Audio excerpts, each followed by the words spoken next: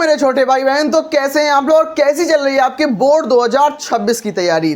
तो मेरा नाम दीपांशु राजपूत है। मैंने यूपी बोर्ड क्लास 12 में डिस्ट्रिक्ट रैंक 4 गेन की है। मैं आप सभी भाई बहनों से हाथ जोड़ के क्षमा चाहता हूं क्योंकि कल क्लास नहीं आ पाई थी ड्यू टू हेल्थ इशू। मेरे पापा की तबीयत बहुत ख़राब थी क्योंकि उनको डायबिटीज़ थी और ऊपर से उनको किसी ने मतलब गलत दवा भी दे दी थी, रिएक्शन हो गया था, तो इस कारण से उनकी तबीयत बहुत ज़्यादा बिगड़ गई थी, इसलिए क्लास नहीं आ पाई थी। उसके लिए मैं आपसे तहे दिल से माफ़ी चाहता हूं, लेकिन आज उनकी तबीयत ठीक है, कुछ हेल्थ में सुधार आया है। तो अब मैं क्लास आपके लिए लेके आ चुका हूं। केमिस्ट्री की इस रामबाण क्लास में हम लोग डिस्कस करेंगे केमिस्ट्री के 3 मार्क्स वाले क्वेश्चंस। आज इस रामबाण क्लास में मैं एक राम का तीर चला के आपको 3 मार्क्स वाले क्वेश्चंस डिस्कस करूंगा, और ये जो वो क्वेश्चंस मैं कराऊंगा वेरी वेरी इंपॉर्टेंट क्वेश्चन, मतलब अति महत्वपूर्ण प्रश्न जो बोर्ड 2026 में बिल्कुल छपने वाले प्रश्न है, जो बोर्ड 2026 में बिल्कुल आने वाले क्वेश्चंस होते हैं। मैं पिछले 10 सालों के विश्लेषण के आधार पर आपको बताऊंगा जो केमिस्ट्री में बिल्कुल जानदार क्वेश्चन होते हैं, 3-3 नंबर के बिल्कुल फिक्स क्वेश्चन होते हैं। क्वेश्चन क्या हमसे बोल रहा है कि हिमांक में अवनमन से आप क्या समझते हैं, यानी कि हिमांक अवनमन क्या होता है, हिमांक अवनमन से आप क्या समझते हैं। हिमांक का अवनमन तथा विलेय के मोलर द्रव्यमान में संबंध लिखिए। तो हिमांक का अवनमन क्या होता है और विलेय का मोलर द्रव्यमान क्या होता है, इन दोनों के बीच में हमें संबंध लिखना है और हमें 3 मार्क्स मिल जाएंगे, और वेरी वेरी इंपॉर्टेंट टॉपिक होता है। और यहां से न्यूमेरिकल भी बनता है बहुत दफे। क्या होता है कि हमारे पास हिमांक अवनमन क्या होता है, मेरे पास कोई विलायक है, विलायक यानी कि मेरे पास कोई पानी है, पानी में मैं चीनी डाल दूं और घोल दूं तो वो क्या बन जाएगा, विलयन बन जाएगा। अब यही कॉन्सेप्ट यहां पर भी यूज होगा। क्या होगा कि जब किसी विलायक में, मतलब विलायक का मतलब पानी में, मेरे पास पानी है ग्लास के, एक ग्लास पानी है, तो जब किसी विलायक में आवाष्पशील विलेय पदार्थ मिलाया जाता है, आवाष्पशील विलेय पदार्थ यानी कि चीनी मिला दो, नमक मिला दो, मेरे पास पानी है, यानी कि मेरे पास एक गिलास पानी है, ये पानी भरा हुआ है, पानी इस तरफ से, मेरे पास ये पानी है इसके अंदर, और पानी में मैंने चीनी को डाल दिया, किसको डाल दिया, चीनी को डाल दिया, चीनी को डाल दिया, चीनी को डाल दिया, तो पानी प्लस चीनी मिलकर क्या बनाएंगे, विलियन बनाएंगे, विलियन बनाएंगे, सॉल्यूशन बनाएंगे, ठीक है। तो उसमें क्या, तो विलियन के हिमांक में कमी हो जाती है जिसे हिमांक अवनमन कहते हैं। इसका मतलब क्या है भैया कि मेरे पास सादा पानी है और एक मेरे पास सादा पानी है और दूसरा मेरे पास चीनी वाला पानी, मतलब शरबत है मेरे पास, तो एक सादा पानी और दूसरा शरबत है। अगर मैं सादा पानी को मैं रेफ्रिजरेटर यानी कि फ्रिज में रखूंगा और वहीं दूसरी तरफ मैं विलियन को फ्रिज में रखूंगा, जो सादा पानी है वो जल्दी जम जाएगा, और वहीं जब मैं जो विलियन रखा है इसमें पानी वाला मीठा पानी जो है वो देर में जमेगा, मतलब उसका हिमांक जो है वो कम हो जाएगा। इसी चीज को बोलते हैं हिमांक अवनमन, मतलब हिमांक में कमी, फ्रीजिंग पॉइंट में कमी, फ्रीज होने में कमी होना। तो क्या होता है कि जब किसी विलायक में आवाष्पशील विलेय पदार्थ मिलाया जाता है, मतलब किसी पानी में चीनी को मिलाया जाता है, तो हिमांक में कमी हो जाती है, मतलब उसका जो फ्रीजिंग पॉइंट है, जैसे कि 0 डिग्री सेल्सियस पे कोई भी द्रव होता है वो जम जाता है, लेकिन 0 पे ना जम के वो और ठंडा होगा, मतलब माइनस में जाएगा तब वो जमेगा।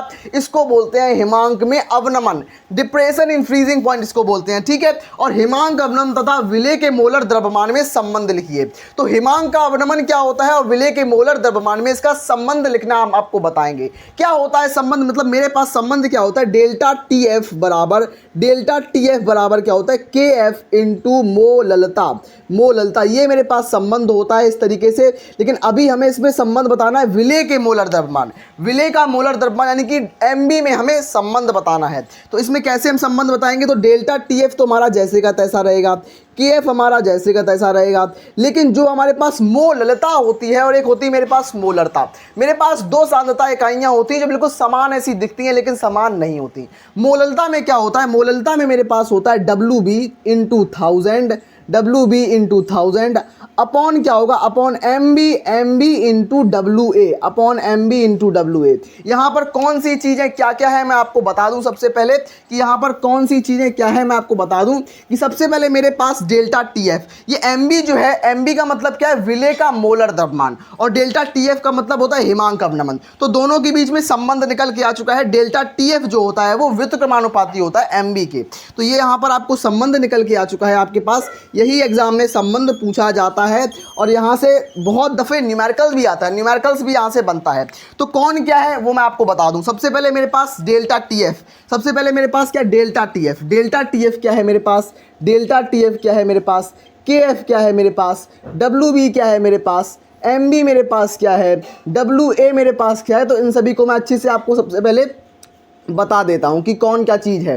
तो मेरे पास सबसे पहले मेरे पास क्या है, डेल्टा टीएफ। तो डेल्टा टीएफ का मतलब क्या होता है, हिमांक अवनमन। डेल्टा टीएफ का मतलब हिमांक अवनमन, मैं लिख देता हूं यहां पर क्योंकि आप लोग भूल भी सकते हो। डेल्टा टीएफ का मतलब होता है हिमांक अवनमन, हिमांक अवनमन होता है, हिमांक अवनमन। उसके बाद मेरे पास क्या है, केएफ। केएफ का मतलब क्या होता है, केएफ का मतलब मेरे पास क्या होता है, मोलल अवनमन स्थिरांक। क्या होता है मेरे पास, मोलल मोलल मोलल अवनमन, मोलल अवनमन, मोलल अवनमन, मोलल अवनमन स्थिरांक, मतलब मोलल अवनमन स्थिरांक होता है इसका मतलब। केएफ का मतलब मोलल अवनमन स्थिरांक। उसके बाद मेरे पास क्या है, डब्ल्यूबी। डब्ल्यूबी का मतलब क्या है, विलेय का भार। डब्ल्यूबी का मतलब विलेय का कितना भार है उसके अंदर, तो इसमें क्या होगा, विलेय का भार हो जाएगा, विलेय का भार, विलेय का भार, विलेय का, विलेय का भार, विलेय का भार। उसके बाद मेरे पास क्या है, मेरे पास उसके बाद एमबी है। तो एमबी का मतलब विलेय का अणु भार कितना है, मोलर मास कितना है किसका, विलेय का। तो विलेय का अणु भार, तो एमबी का मतलब क्या है, विलेय का, विलेय का अणु भार। एमबी का मतलब विलेय का अणु भार हो जाएगा।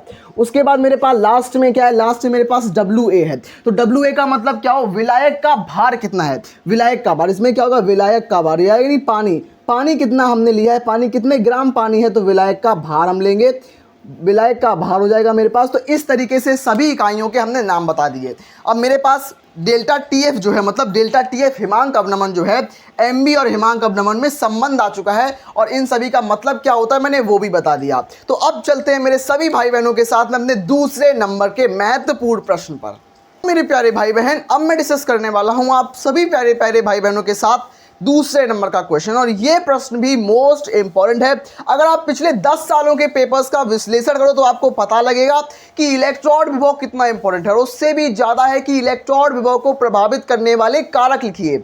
तो आज की इस क्लास में अपने सभी भाई बहनों के साथ मैं डिस्कस करूंगा इलेक्ट्रॉन विभव क्या होता है, वह किसी धातु के इलेक्ट्रॉन विभव को प्रभावित करने वाले कारक लिखिए। और ये वेरी वेरी इंपॉर्टेंट क्वेश्चन है बोर्ड 2026 के रिगार्डिंग, छपने लायक क्वेश्चन है, और 26 में छप सकता है क्वेश्चन।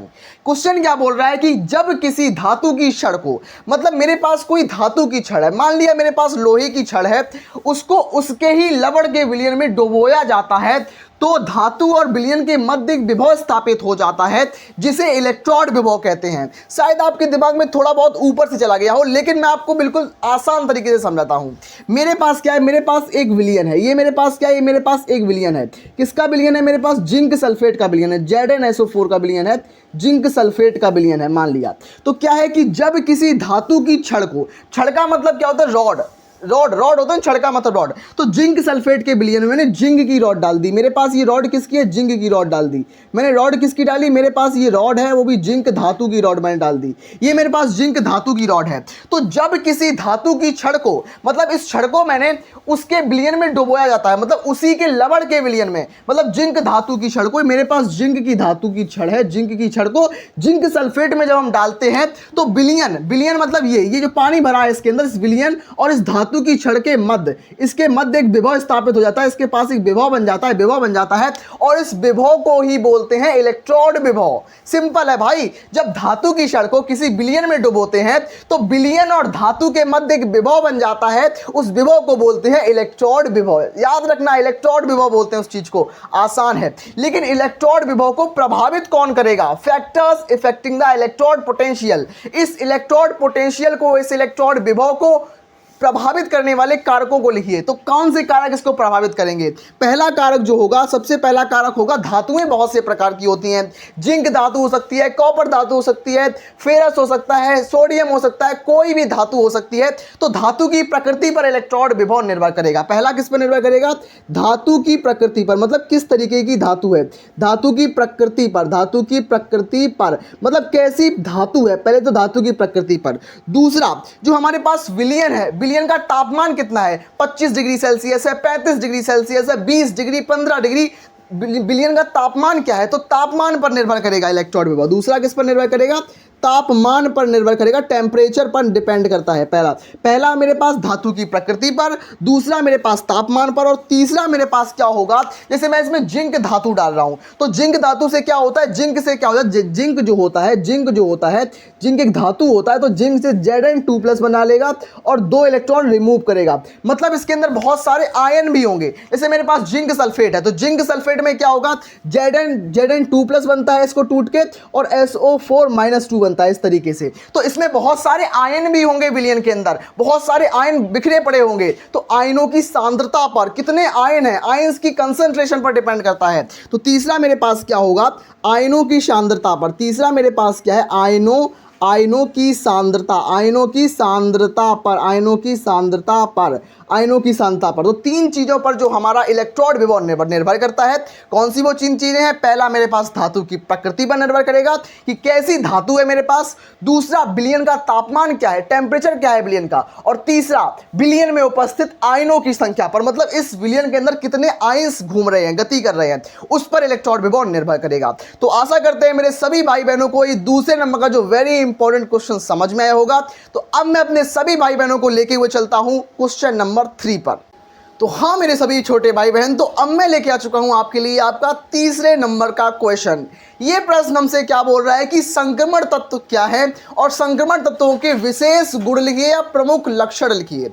ये क्वेश्चन आता है 3 मार्क्स का क्वेश्चन आता है आपके बोर्ड 2026 में छपने वाला क्वेश्चन होता है कि संक्रमण तत्व किसे कहते हैं, इसके प्रमुख लक्षण लिखिए। तो आप आंसर में क्या लिखोगे, वे तत्व जिनका अंतिम इलेक्ट्रॉन डी कक्षक में प्रवेश करता है डी ब्लॉक तत्व कहलाता है या संक्रमण तत्व कहलाते हैं। मतलब ऐसे तत्व जो डी ब्लॉक तत्व होते हैं उनको ही हम संक्रमण तत्व बोलते हैं, जिंक कैडमियम मरकरी को छोड़कर, याद रखना। उसके बाद क्या होता है कि वे तत्व जिनका अंतिम इलेक्ट्रॉन डी कक्षक में प्रवेश करता है, मतलब हमारे पास कक्षक कितने होते हैं, S-P-D-F। एस कक्षक में प्रवेश करेगा तो एस ब्लॉक तत्व कहलाएगा, पी कक्षक में प्रवेश करेगा तो पी ब्लॉक तत्व, डी कक्षक में प्रवेश करेगा तो डी ब्लॉक तत्व, एफ कक्षक में प्रवेश करेगा तो एफ ब्लॉक तत्व। लेकिन इसमें अंतिम इलेक्ट्रॉन क्या होना चाहिए, डी कक्षक में प्रवेश करना चाहिए, जिसको हम संक्रमण तत्व या डी ब्लॉक तत्व कहते हैं। एक ही बात होती है, संक्रमण तत्व बोल दो या डी ब्लॉक तत्व बोल दो, एक ही बात होती है। इसके प्रमुख लक्षण क्या होते हैं या प्रमुख गुण क्या होते हैं, यहां देखिए। तो ये सभी अनुचुंबकीय गुण दर्शाते हैं।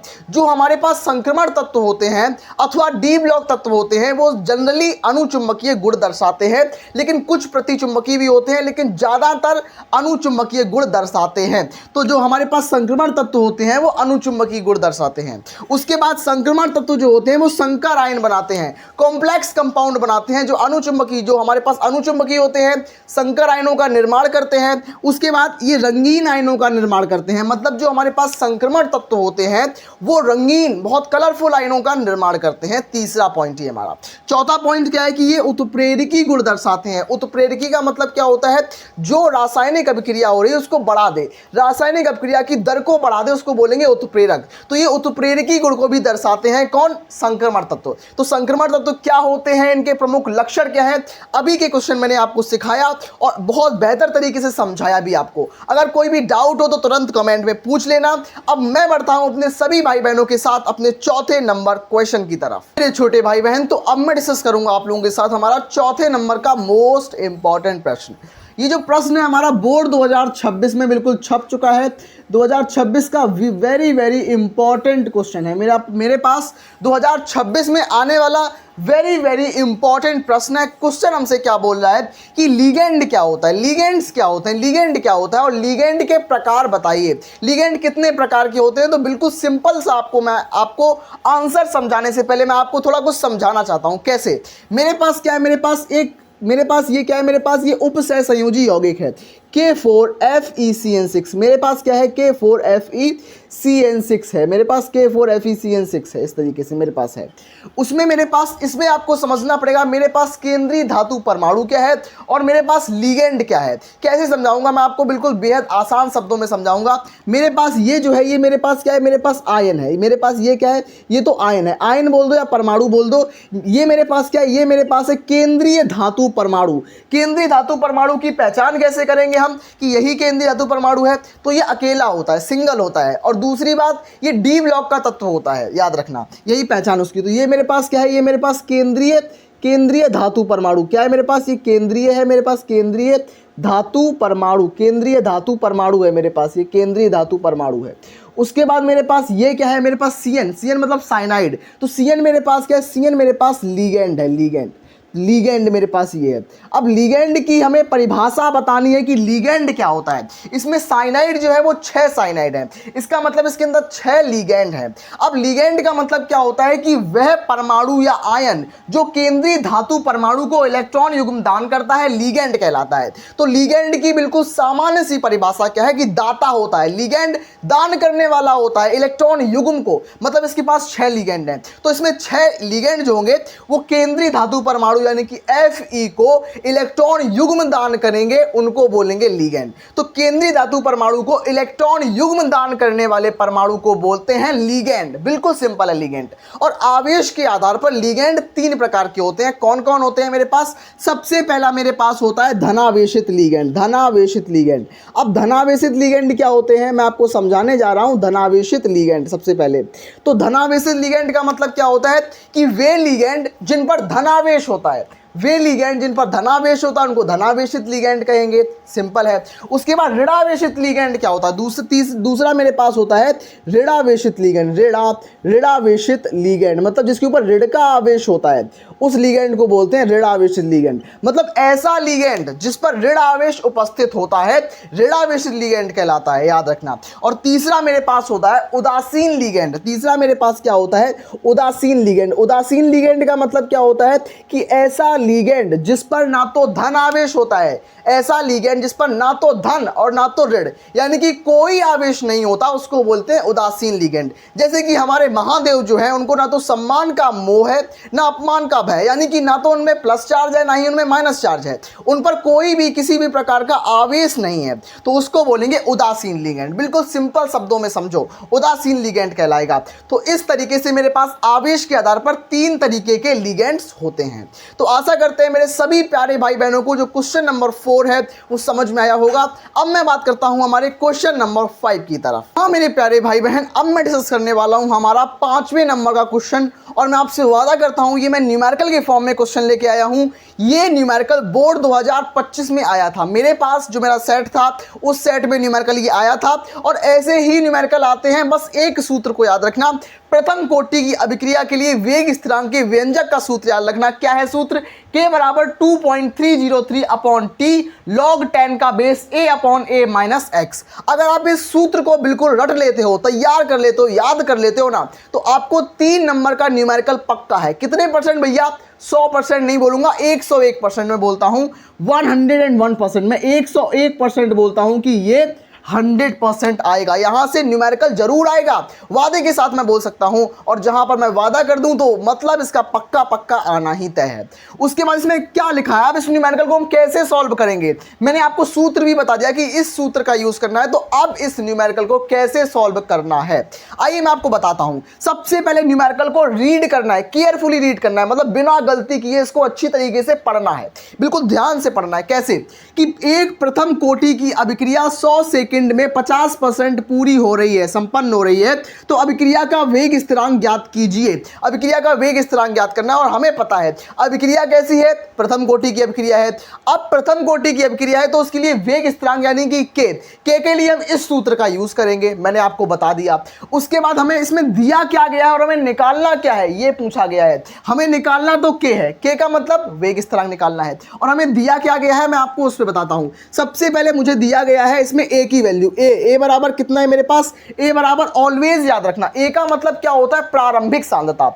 अगर आप चाय बनाना स्टार्ट करोगे, अगर आपके पास दूध है, मेरे पास दूध है, दूध मैंने चीनी डाल दी, चाय की पत्ती डाल दी, अगर मैंने गैस को नहीं जलाया तो क्या वो चाय बनने लगेगी? तुरंत तो नहीं बन जाएगी। अब गैस जला दी तो तुरंत तो नहीं बन जाएगी, 1 सेकंड में तो नहीं बन जाएगी, उसको बनने में समय लगेगा। तो प्रारंभिक सांद्रता कितनी होती है? 100। प्रारंभिक सांद्रता हमेशा याद रखना, प्रारंभ में जो सांद्रता होती है वो 100 होती है, याद रखना।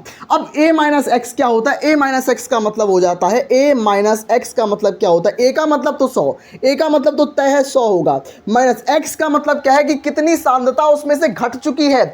जो हमारे पास अभिकारक और उत्पाद होते हैं, अभिकारक कितना टूट चुका है और उत्पाद कितना बन चुका है, इस तरीके से। तो अभिक्रिया 50% संपन्न हो चुकी है, मतलब 50% जो रिएक्शन है वो कंप्लीट हो चुकी है। यानी कि इसमें x का मान जो होगा वो 50 होगा। x बराबर कितना हो जाएगा? 50 हो जाएगा। तो a माइनस एक्स बराबर कितना होगा? 50 हो जाएगा इसमें। ठीक है, हमें k इसमें निकालना है, k की वैल्यू हमें निकालनी है। हमें log 2 की वैल्यू क्या होती है? मेरे पास log 2 की वैल्यू हमें पता होती है या न्यूमेरिकल में दी जाती है, वरना आप इसको याद रखना 0.3010। 0.3010 जो होती है वो log 2 की वैल्यू होती है, याद रखना। log 2 की वैल्यू 0.3010 होती है, याद रखना। इसमें हम कैसे सॉल्व करेंगे? सूत्र को लगाएंगे। क्या है मेरे पास सूत्र? k बराबर क्या हो जाएगा? 2.303 अपॉन टी मतलब समय। अब समय कितना है मेरे पास? समय मतलब सेकंड, 100 सेकंड। मेरे पास कितना समय? 100 सेकंड। तो यहाँ पर हम 100 कर देंगे, 100 सेकंड कर देंगे, 100 कर देंगे। इसमें log 10 मेरा चल रहा है, log 10 तो मेरा चल रहा है, log 10 चल रहा है मेरा। ए कितना है मेरे पास? ए मेरे पास 100 है। ए मेरे पास कितना है? ए मेरे पास 100 है। इसी तरीके से सॉल्व करना है। ए मेरे पास 100 है और a माइनस एक्स मेरे पास कितना है? 50। a माइनस एक्स मेरे पास 50 है। यहाँ पर मैंने 50 लिख दिया, 50 लिख दिया। अब मैं जब इसको काटूंगा तो 2 बार जाएगा, 2 बार कटेगा। ठीक है, 2 बार कटेगा। अब यहाँ पर क्या है? log 10 का बेस 2 मतलब log 2 का मान 0.3010 और हमें ये न्यूमेरिकल में दिया जाता है कि log 2 का मान 0.3010। इसको याद करने की आवश्यकता नहीं है। अगर आप याद कर लोगे तो अच्छी बात, अगर नहीं कर पाओगे तो न्यूमेरिकल में दे दिया जाता है, याद रखना। उसमें क्या गया? log 2 बन गया, जो 50 दूनी 100 तो 2 आ गया। तो अब यहाँ क्या करेंगे? k बराबर करेंगे, k बराबर 2.303 अपॉन टी की वैल्यू कितनी है? 100। टी बराबर हमारे पास 100 है। log 10 2 का मान कितना होता है मेरे पास? 0.3010। तो यहाँ पर मैं 0.3010 रख देता हूँ, 3010 लिख देता हूँ।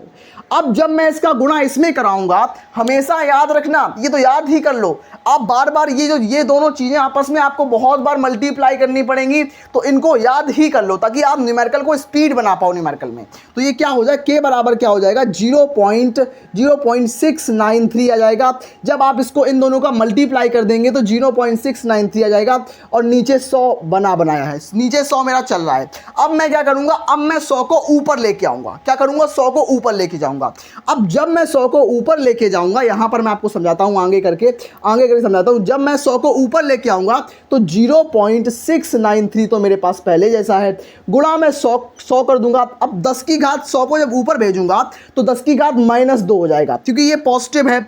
100 का मतलब क्या होता है? 10 का स्क्वायर। 100 का मतलब 10 का स्क्वायर, यानी कि 10 गुणा 10 बराबर 100 हो जाए। 10 गुणा 10 बराबर 100। तो इसका मतलब इसको जब ऊपर भेजूंगा तो ये निगेटिव हो जाएगा, तो ये 10 की घात -2 निगेटिव हो जाएगा। अब मैं क्या करूंगा? अब इस पॉइंट को मैं यहीं पे छोड़ दूं, ये हमारा आंसर यहीं तक निकल के आ गया। जब मैं इसको यहां पर खिसकाऊंगा या यहां पर कर दूं तो मेरे पास यहां पर 10 की घात -3 कर सकता हूं, वरना आप यहां तक अगर इसको छोड़ना चाहो तो यहां भी इसका उत्तर सही है और ये मेरा क्या हो जाएगा? सेकंड इनवर्स मेरा आंसर हो जाएगा, सेकंड इनवर्स। तो इस तरीके से मैंने वेग स्थिरांक के लिए व्यंजक निकाला और प्रथम कोटि अभिक्रिया के लिए वेग स्थिरांक का जो मात्रक होता है वो सेकंड इनवर्स होता है। अगर इसको नहीं लिखोगे तो आधा नंबर कट जाएगा, लेकिन मैं नहीं चाहता हूं मेरे किसी भी भाई बहन का आधा नंबर, एक भी नंबर ना कटे, मैं तो यही नहीं चाहता हूं। तो आप मात्रक भी जरूर लिखेंगे। अगर आपको इस प्रोसेस में कोई दिक्कत परेशानी हो रही हो तो कमेंट बॉक्स में जरूर बताना। अब मैं बढ़ता हूं अपने नेक्स्ट और आगे वाले क्वेश्चन की तरफ। प्यारे भाई बहन, अब मैं डिस्कस करने वाला हूं हमारे नेक्स्ट क्वेश्चन, मतलब हमारा आगे वाला क्वेश्चन, यानी कि 6वें नंबर का क्वेश्चन। ये हमारा 6वें नंबर का क्वेश्चन है। ये क्वेश्चन हमसे क्या बोल रहा है कि किसी प्रथम कोटि की अभिक्रिया का वेग स्थिरांक हमें दिया गया है। मतलब इस प्रश्न में हमें प्रथम कोटि से रिलेटेड क्वेश्चंस आ रहे हैं। पहले हमने प्रश्न जो देखा था उसमें अलग सूत्र लगा था, लेकिन इसमें हमें अर्धायुकाल पूछा गया है तो हम ये वाला सूत्र लगाएंगे। केवल 2 ही सूत्र होते हैं। पहला सूत्र जो मैंने अभी आपको बताया और दूसरा सूत्र ये है, k बराबर 0.693 अपॉन टी हाफ, मतलब अर्धायुकाल। तो हमें क्या बता गया इसमें, हमें बस दिया क्या गया और हमें निकालना क्या है, सबसे पहले हम वो छांटेंगे। क्वेश्चन को पढ़ते हैं। क्या लिखा है? किसी प्रथम कोटि की अभिक्रिया का वेग स्थिरांक 0.693 मिनट है और इस अभिक्रिया का अर्धायुकाल क्या होगा। बहुत आसान क्वेश्चन है। हमें सबसे पहले इसमें डेटा को, दिए गए डेटा को कलेक्ट करना होगा। क्या हमें दिया गया है? हमें वेग स्थिरांक यानी k का मान दिया गया है। k बराबर हमें कितना दिया गया है? k मतलब वेग स्थिरांक। तो वेग स्थिरांक 0.693 है। कितना है? 0.693 है मेरे पास। क्या है? मिनट में है। 0.693 मिनट है। उसके बाद हमें दिया गया अभिक्रिया का अर्धायुकाल ज्ञात करना है, यानी कि टी हाफ। टी मतलब समय, टी का मतलब होता है टाइम, तो आधा टाइम यानी कि अर्ध आयुकाल, अर्ध आयुकाल हमें निकालना होगा बिल्कुल आसान तरीके से। मेरे पास सूत्र क्या होता है, के बराबर 0.693 अपॉन टी हाफ मेरे पास सूत्र होता है। सूत्र में हम टी हाफ का मान निकालेंगे, जैसे कि हमारे पास सूत्र है के बराबर क्या है 0.693 अपॉन टी हाफ मेरे पास सूत्र है। अब जब मैं टी हाफ को, मेरे पास के का मान मुझे पता है और मुझे टी हाफ निकालना है, तो इन दोनों को मैं इसकी अदला बदली कर दूंगा ना, इसकी अदला बदली कर दूंगा। कैसे, अब मैं आपको दिखाता हूं कैसे। बिल्कुल सिंपल तरीके से जो टी हाफ बराबर कर दूंगा, टी हाफ बराबर क्या हो जाएगा 0.693 को वैसे ही रखूंगा, 0.693 अपॉन के को नीचे कर दूंगा, टी हाफ को ऊपर कर दूंगा। तो के बराबर कितना है मेरे पास, के का मान कितना है मेरे पास 0.693 मिनट, तो 0.693 हो गया। अरे भाई साहब ये तो कट रहे हैं क्या, बिल्कुल कट रहे हैं। ऊपर भी 0.693 और हमारे पास वेग स्थिरांक भी 0.693, दोनों को हम काट देंगे तो टी हाफ यानी कि अर्ध आयुकाल मेरे पास कितना आ जाएगा, हमारे पास अभिक्रिया का अर्ध आयुकाल कितना आएगा 1 मिनट इसका अर्ध आयुकाल आ जाएगा 1 मिनट इनवर्स आ जाएगा। बिल्कुल सिंपल तरीके से मैंने बताया आपको कि कैसे हम किसी प्रथम कोटि की अभिक्रिया के लिए वेग स्थिरांक निकालते हैं, कैसे अर्धायुकाल निकालते हैं। अगर वेग स्थिरांक निकालने को आएगा तो आपको अर्धायुकाल दिया होगा, अब इसमें अर्धायुकाल पूछा गया है तो वेग स्थिरांक हमारे पास पता है, हम कर लेंगे। इसी तरीके से हमें न्यूमेरिकल को सॉल्व करना होता है और जितने क्वेश्चंस मैं आपके साथ डिस्कस कर रहा हूं वही बोर्ड 2026 में बिल्कुल टपकने वाले हैं, छपने वाले हैं। अगर आप चाहते हैं 95 प्लस स्कोर करना तो चैनल को अभी सब्सक्राइब कर लो, अगर क्लास अच्छी लगी हो तो एक लाइक कर दो, अपने दोस्तों में शेयर कर देना। मैं मिलता हूं ऐसी नेक्स्ट अमेजिंग क्लास में, तब तक के लिए धन्यवाद।